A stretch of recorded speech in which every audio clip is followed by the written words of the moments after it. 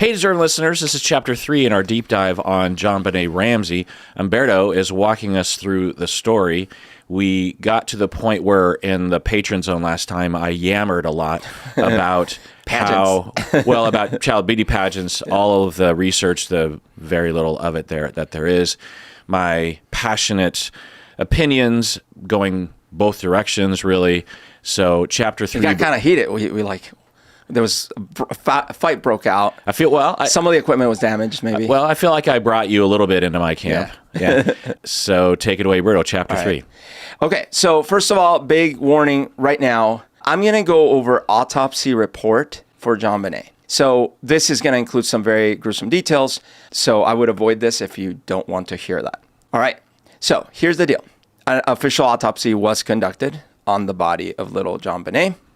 It was performed December 27th, so right after the fact, in 1996 by Dr. John Meyer. All right, the official determination was that it was suspected homicide, right? So the coroner said, yeah, this looks like a homicide. These were the findings. Head injury. Now, we hadn't talked about this.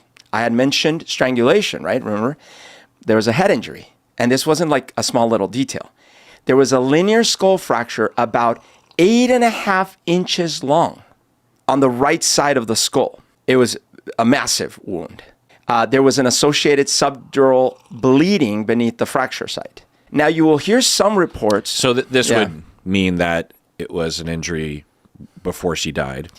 Well, see, there's been a little bit of discrepancy. The official autopsy report says yes, before she died. Oh. There's been some folks that, because as you know, the Ramseys hired their own investigators, there's other people, blah, blah, that claim that actually there would have been a lot more bleeding if it had happened before death and this. But the official coroner's report is that it was before death. Okay, so I'm reading between the lines, and I don't even know if the parents get accused yet. You haven't revealed that yet, but I'm just going to take a guess and say that that happens. So I'm going to take a guess and say that there is a wound on the head, and that the people that think it was the parents, the cops, they'll say, oh, I get it. You injured her in the course of your parenting, which is obviously bad because of the child beauty pageant. I'm saying this from their voice, not mine.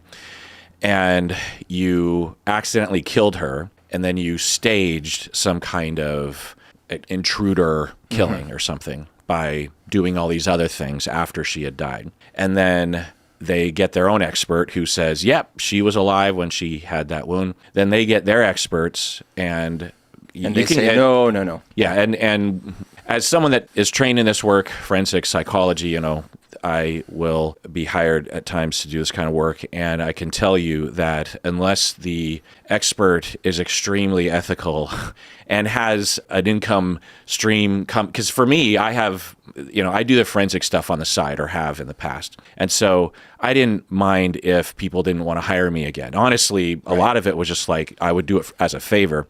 And so, but a lot of these experts, they depend on these certain attorneys and prosecutors hiring them. And so either consciously or unconsciously, they will gear their opinion toward what they assume the team wants them to say. This happens all the time. You get two experts, the same training, the same expertise, and they'll say the opposite thing on the stand. We see this all the time. So what the hell? And so I'm guessing that happened, and it is not a good look when you're the parents trying to weasel out of a detail that sort of implies, if I have this right, then, and I don't even know if this would be a good strategy, that if you're the parents, you say, look, we don't know. Okay, what happened? So she had a wound on her head and then she had these other things. Well, that could have still been an intruder. Right. So when you try to, when you come across like you're trying to cover something up, right, and you're spinning the details, it makes you look guilty. Do I have this right? You have a lot of things right. And I mean, like a lot of the things you're saying are the things that a lot of people say. Now, I will foreshadow that the Ramseys immediately acquired 2 lawyers, one for the father, one for the mother, and a PR firm. So park that. But of course they should hire an attorney. Yeah. Of course they should hire an attorney. Yeah. Some would say, well, if you have different attorneys, that means there's some sort of thing. But I could see attorneys saying, No, each person has their own interests, and it's another one of these billions of things in this case where you could play it both ways. Well, can you spoil it and tell me if there is future infighting between the Ramseys? No, I will spoil it and say that, like I said in one of the previous episodes, the Ramseys, John, Patsy, Burke, and even John's brother, and basically the Ramsey family has remained united throughout. What about Fleet Kippington or whatever his name was? There were some reports of different friends having sort of fallout period, or like maybe they stopped talking to some of the friends and things. But all of that there isn't like, and then they went on to give interviews where like, okay, finally we're going to reveal the truth of everything. Right. So it's not uncommon to have attorneys each. Yeah. They can each spend time with you. I'm guessing that the attorneys work together. To hire a PR team back then would have been actually kind of weird. Now, I don't know. Also, I wonder if they would call it something different. You know what I mean? It wouldn't be a PR team. It would be like, I don't know, just... The way John describes it is that a close friend of him immediately advised him and said, hey, do you mind if I take some steps on your behalf? And he said yes, and the friend went and recruited counsel for each of them and recruited a PR team.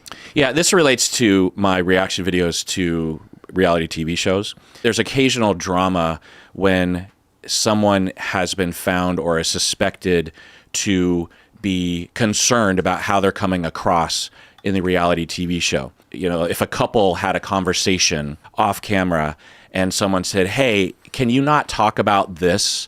Or on camera, they're like, I thought we weren't going to talk about that. Right.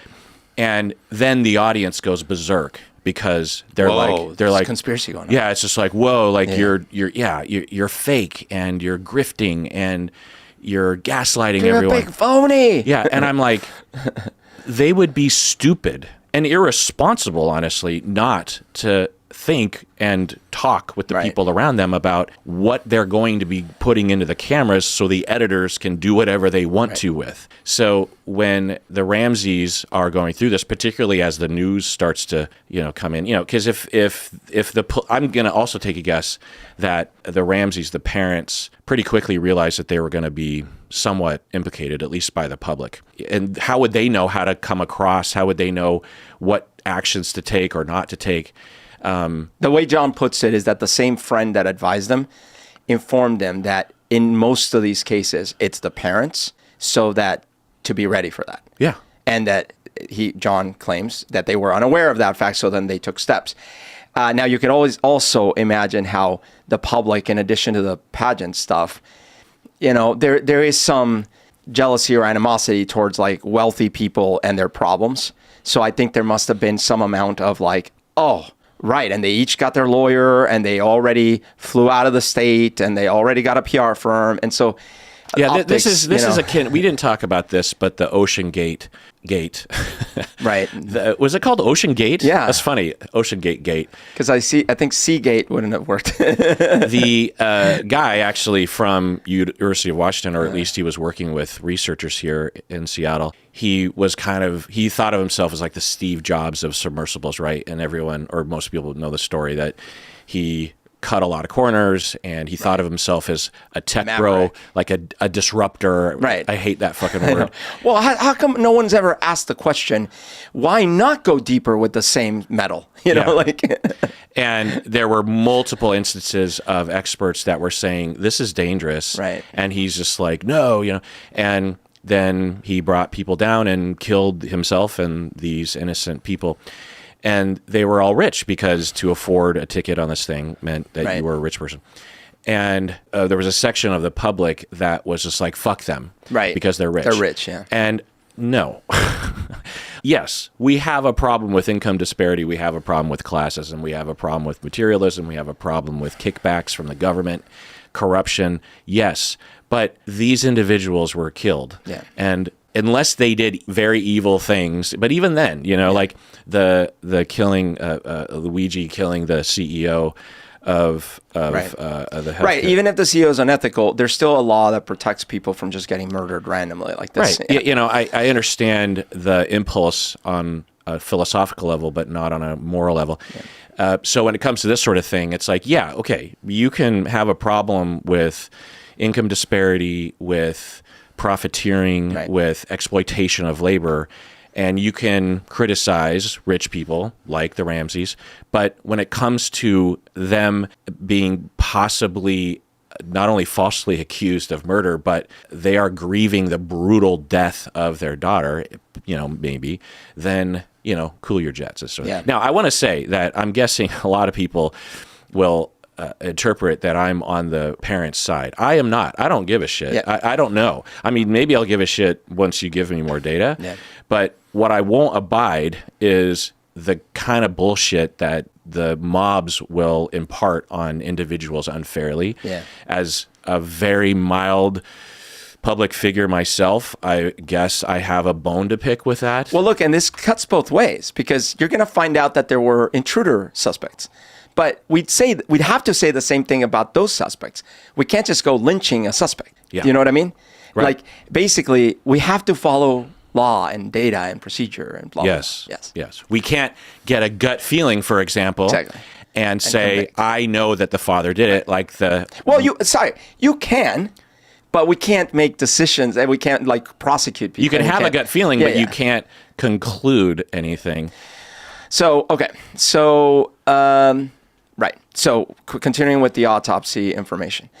This hit was interesting because there was no external laceration of the scalp at that location, meaning this wasn't like an axe or a knife. It was very likely a blunt object. So, it broke the skull. Or a fall or something. Or yeah, right, exactly. But it wasn't like a cut, right? So pathologists concluded that the head trauma was a severe, potentially fatal injury on its own. The kind of injury that even if it hadn't immediately killed JonBenet, likely would have led to her death without maybe immediate medical treatment, et cetera, right? Wow. Or potentially even with, right? And then we pause and think, oof, yeah, a 6-year-old girl. I mean, and that's the thing, right? Always remembering, no matter what happened, something horrible, some horrible set of things ended this little girl's life. Autopsy report continues. Then there is the strangulation, which I had mentioned. There was a deep furrow or ligature groove present across the front of the neck. And so this is gruesome, but the cord was deeply embedded. So it wasn't just it was deeply embedded. So it had fully cut off the oxygen and stuff like that. The cord had been tied tightly enough to compress soft tissues of the neck and cut off blood flow and airflow. So again, not a quick ooh, oopsie, it was or maybe it was an oopsie, but then the oopsie perpetrator couldn't untie it or something because it was severe. Petechial, which I'm not sure, small pinpoint. Okay. Wait. So Petechial hemorrhage. you're saying oopsie for the first time, you meaning that... Meaning if someone did this on accident, Right. That even if it were on accident, something about the accident was clearly not easily reversible. Right, because Yeah. both the parents and the potential intruder from the unknown foreign subgroup, Small faction, yeah. were claiming that they were going to kidnap her, right? Right. And the parents wouldn't, in the course of abuse, wouldn't likely just flat out sadistically kill her. I mean, maybe, Yeah. but more often it's on accident, this kind of thing. And so... and one parenthesis. So you're pointing out that Yeah. the evidence looks like it wouldn't have been the sort of thing someone would do and accidentally kill her. Yeah, and or that things can be an accident, right? But it's the kind of thing where, how do I say this? Someone might have been tying a cord around her neck in either play or torture or whatever, not intending to kill her. But the way in which it was tied was so tight that there wasn't an easy way to undo that tightness, right? So therefore, once the compression had started, she was going to die unless someone cut the cord or something like that. Yeah, and of course, Yeah. we don't know, but if we're just in the speculation zone, it's not typical from my layperson understanding that an intruder would take a cord. What kind of a cord was it? A telephone cord? Yeah, no, it wasn't a telephone cord. It was a piece of white rope, and on the end of the rope, there was a stick tied to it. Oh, so you could It was kind of a garrote. I mean, technically it is a garrote, but there was only one stick, not two sticks. Normally, you've seen in the Right. movies, you have the two sticks and then you tie. It was only one side had a stick. Okay. Now, we'll talk a little bit more about where this stick comes from in a bit. But yeah. Interesting. If you're going to abduct a child, that would not be in the plan. Now, maybe someone made a mistake, right? Right. But typically it's biting the hands for sure, and maybe additionally the feet, and putting something over the mouth. Right. Why would you, that's not typical. Yeah, and then John did claim, and then they verified that she did have duct tape over her mouth when he found her, and he ripped it off, or he didn't rip it, but he took it off and whatnot. Okay, so there were petechial hemorrhages, which I guess are small pinpoint bleeding, that were seen in the conjunctiva, which is the part of the eye where you could see blood, and also in the skin above the ligature, which is classic for strangulation. So another point because someone could claim, well, the hit on the head killed her, and after death, someone staged the strangulation. But some of this points to actually the strangulation happened while she was still alive to some extent. By the way, one of the reasons I trust so much this data is because this was done the very next day by a coroner from the city. Now, you could say maybe the DA ran in or someone ran in these people are rich, or the opposite. We hate these people, so go ahead and fudge the numbers. But it just seems unlikely. The case had barely started. There was no narrative. No one had appeared on the press yet. Nothing.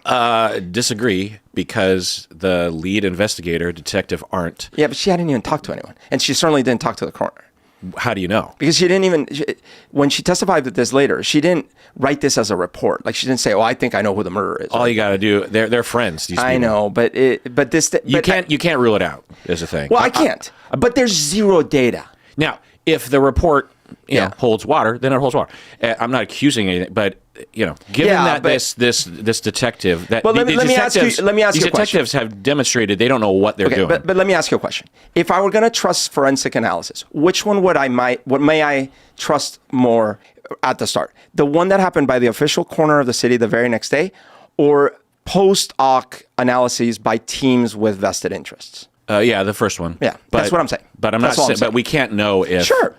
But I just trust this better than 6 months later, or 10 years later, someone. Okay. I mean, given all that you've seen, I trust your. Yeah. I trust now, your and none of this includes DNA analysis. It's just coroner's information. Sure. Right.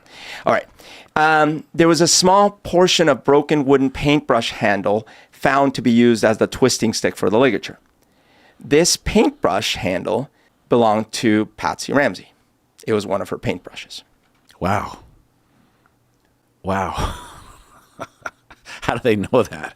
Because they found she's a painter. Oh, okay. And she has a whole, down in the basement, has paint supplies and all her paintbrushes. So you can, again, go both ways with it. Golly. Someone's like, I need a thing for a garrote because I'm kidnapping / maybe killing, I don't know. But I'm grabbing this thing, breaking it, and tying this thing around a rope. Or Patsy is like, oh, I got to go to... I mean, if it isn't the parents, you just have to say... Come on, give me a break, right? But if it is the parents, then, I mean, golly. Yeah, it's a lot of weirdness. I mean, I will say that if it wasn't the parents and if it was an intruder, of course, none of us know. Apparently, you've told us that. Yeah.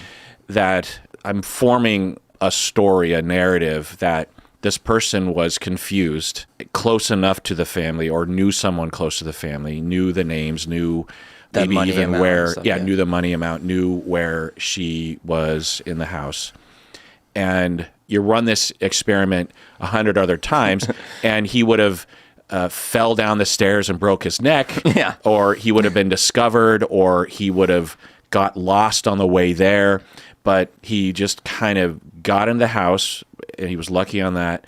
The alarm, was there an alarm system? Yes. Okay, so was tell it us set about that night? It wasn't set. Was it? I don't know. Well, John claims he set the alarm before going to bed. Okay.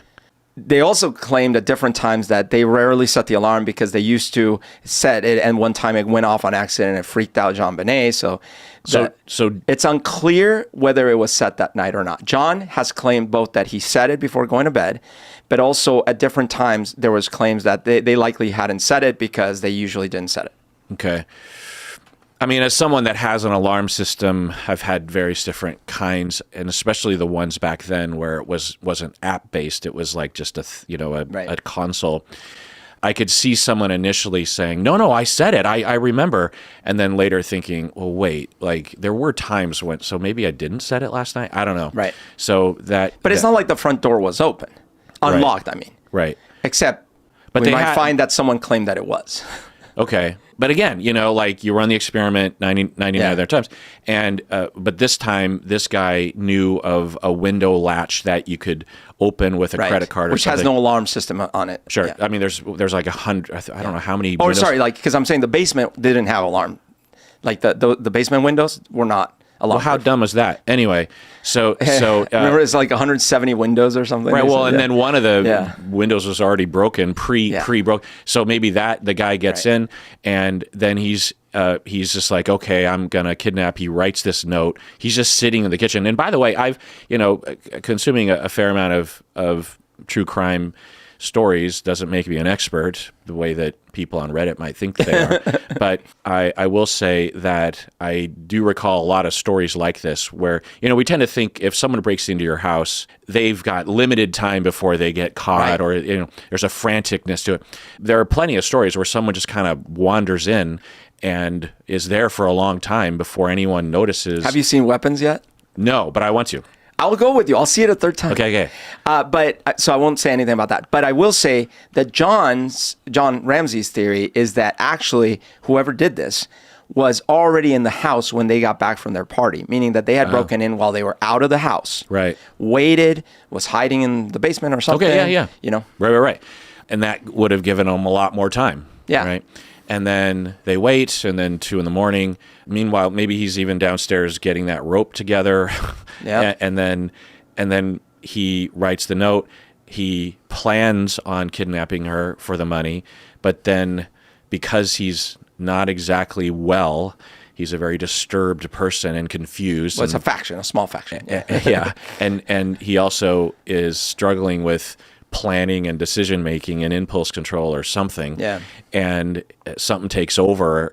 Either she screams or something, or just his sadistic urge kicks in, and then he kills her, and then stashes the body, and then walks out of the house. And, right. Yeah. And, that it seems possible, right? By the way, one thing I've thought of, like I haven't actually seen other folks talk about it. I'm sure they have because there's like billions. The note, you could say a lot of things about the note, but one thing the note made absolutely clear is not to contact the authorities. What did they do? They contacted the authorities. So other than time of death issues, which is 5 a.m., whatever, 5:30, if they were in the basement and that's where they were holding her and they hear that they're calling the cops, maybe they killed her at that moment and then fled. You know what I mean? Interesting. I'll also say that the other side theory, I guess, of which I'm guessing there are many, and you're going to go over them eventually, is that the parents or one of them was more abusive or something got out of control, and they, in the course of ongoing abuse that wasn't noticed by anyone around them, unless you have other things to tell me. Can you spoil that? About ongoing abuse? Like, I remember I told you already that there were no, unlike the Menendez brothers, there's no big smoking guns of like the coach saw, or, the only person that has her own theories, and we'll talk about it, is the housekeeper. Okay. But even that is definitely not like, oh my God, I barely survived. I barely escaped with my life from that household. Right. Okay. That's interesting. And because usually when you have a parent that murders a child, either on accident or otherwise, there's a trail. There are breadcrumbs. What's the word? Which is John's point. John Ramsey. Not always, of course. Right. And by the way, two aspects of this. One is. But anyway, let me finish. Sorry, finish. So they were abusive on a level that wasn't noticeable from the outside, or witnesses, friends have reason to not mention that or something, and things got out of control, or the mom pushed her or something and she fell down the stairs. She hits her head and she doesn't know what to do. She's like, oh shit, and she's not thinking straight or whatever. And she's like, oh, okay, I'll just do this thing and then I'll write this note and then I'll tell John. And then John's like, what the fuck? And then what do we do? Okay, well, call 911. And they're not thinking, well, wait. So that absolutely could happen, right? I mean, that happens sometimes. I can't think of a story. I mean, I know I've read stories in that category. But it's certainly not impossible, right? Right. Absolutely, yeah. Okay. So let me It's sort of like the staircase. There's a lot of people that think the dad, the husband, pushed her down the stairs, right? Yeah. Yet there's not a lot of pre-evidence pointing that direction, but there's a lot of evidence that someone struck her on the head because there's like blood splatters like up the wall, and he waited a while to call the cops. So it's like confounding evidence. Yeah. So, absolutely. Parents, unfortunately. Well, okay. So this is one thing I want to dispel, and I'm imagining we're on the same page, but I'd be curious to see if you have a different perspective. Some, quote, experts in their many various interviews over the years have said things like, well, some of the injuries and torture that this child endured are not what a parent would do. That's not how parents kill. Parents kill in a moment of rage. It's a moment of impact, blah, blah. They wouldn't do something like, strangle them. Yeah, like basically things that were more torturous or sadistic. Right. And I'm like... It's not typical, but... I'm like, but there are sadistic parents. Right. So I don't know. Yeah. Yeah, like the Menendez brothers case, for example, that was allegedly, or it seems like a sadistic parent. Right. Like, okay. All right, so continuing with the autopsy. Well, let's take a break and we get back. Oh, yeah, let's continue. All right, back from the break. Take it away, Berto. Okay, continuing with the autopsy. Lungs and internal organs. The lungs showed mild congestion and edema, which is consistent with the lack of oxygen, asphyxia. So that's not surprising if you were being choked. But it is surprising if the choking was just a staging after the fact, right? If the primary cause of death was either the blunt force trauma or drugging or something, well, drugs would have shown up in the autopsy, and there wouldn't be so much like asphyxiation evidence. No other major injuries were seen in the internal organs beyond the head and neck, but there were other injuries. Abrasions were noted in the back, legs, and lower trunk, possibly from being moved or dragged. One interesting thing to note is, I mentioned this huge blow to the head, right? There was no big pool of blood where she was found. The blanket she was wrapped in was not covered in blood. So either all the bleeding was internal, or she was killed somewhere else and the blood was cleaned. So, there's just no big pool of blood. So to clarify, for the anti-Ramseys, anti-parents crowd, they would say, well, this is evidence that there must have been blood somewhere. They didn't find any blood. The parents cleaned it up. But it could also be an intruder. But then the intruder people would say that there's no medical evidence that there would have been a pool of blood. Yeah. Is that what you're saying? Yeah. But there could have been a pool. Yeah, because like I said, in the head part, it says there were no external laceration. But the laceration is not necessarily means that there was no point of exit for blood. It just means there's no like cut. You know what I mean? Where she was found, the fact is, where she was found, there's no big pool of blood. The blanket's not covered in blood. There was blood, to be fair, because there's going to be a little blood and stuff. The other thing was this. There was ligature mark on the wrist, suggesting that at some point, one hand may have been loosely tied. So this was another weird thing, which is that John Ramsey claims that when he found her, her mouth was duct tape and her hands were tied, and that he untied one of the hands but couldn't untie the other, something like this. Which again, I know it's so hard because you can see it from both sides. You're a parent finding your child, maybe she's still alive. And on the other hand, you are messing up the whole crime scene. But I think most parents might do that, so. All right. Now this is trigger warning. There were small abrasions and bruises in the genital area. The report described it as chronic as well as acute irritation and injury. Uh-oh. That's not good for the parents. Or someone.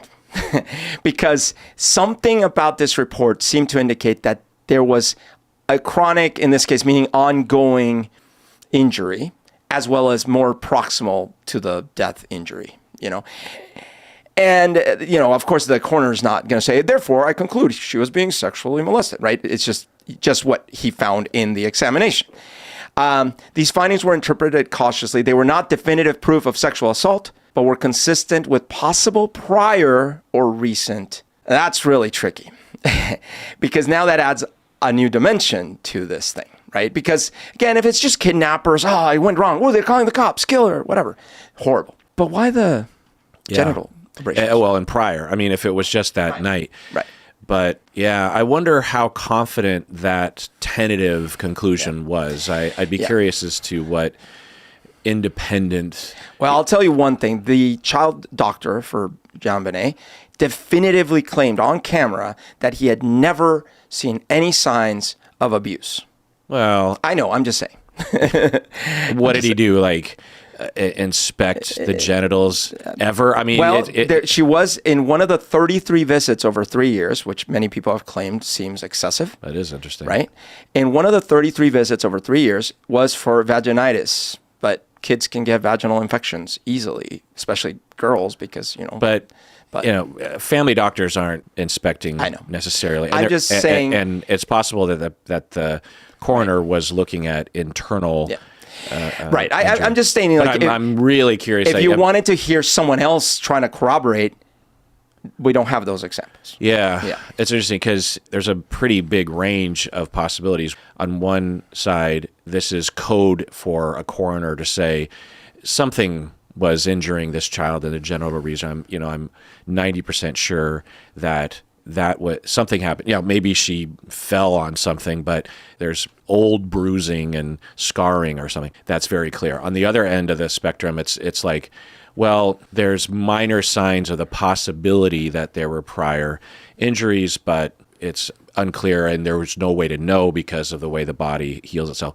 So that's a pretty big range given what was in the report. Right. Did they drag that guy onto the stand to have him clarify? Oh, well, we'll talk about the trial soon. But do they ever drag him on the stand to clarify what that means? Well, I don't know. Oh, yeah. We'll see. We'll see what comes of the trial. Okay. All right. Forensic samples. Swabs from genital area and underwear were taken.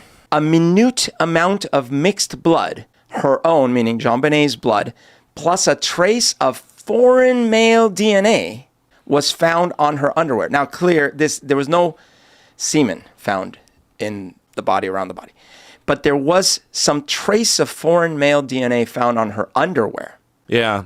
Again, a lot of things pointing in a direction, but it's possible that the housekeeper had some DNA from her husband or something, right? Like a hair, and then right.